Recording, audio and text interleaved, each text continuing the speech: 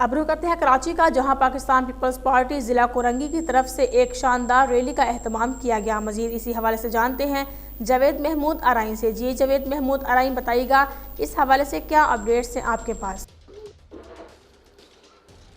जी बिल्कुल, रैली का आगाज चकरा गोड़ से शुरू हुआ और अल्लाह बख्श गोड़ पे इख्तिताम हुआ। रैली की रहनुमाई पीपल्स पार्टी ज़िला कुरंगी के सीनियर रहनुमा आशिक चांडियो साहब ने की।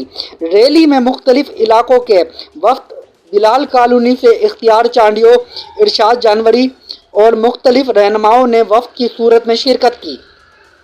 रैली कुरंगी के मुख्तलिफ इलाकों से होती हुई अल्लाह बख्श गोड में एक बड़ी जलसे की शक्ल इख्तियार कर गई।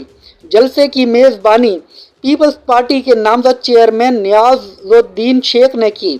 जलसे की सदारत आशिक चांडियो और मेहमान खसूसी पीपल्स पार्टी ज़िला कुरंगी के इत्तलात सेक्रेटरी जानी मेमन, एजाज़ी मेहमान कामरेड रहीम अब्बासी, इमदाद हुसैन कांगू और मुख्तलिफ शुरका शिरकत की। आशिक चांडियो ने खिताब में कहा कि पीपल्स पार्टी पाकिस्तान की वाहिद जमात है जो अवाम के दर्द का एहसास रखती है और पीपल्स पार्टी पर कारकुन शहादत का जज्बा रख कर अवाम की खिदमत के लिए पेश रहते हैं।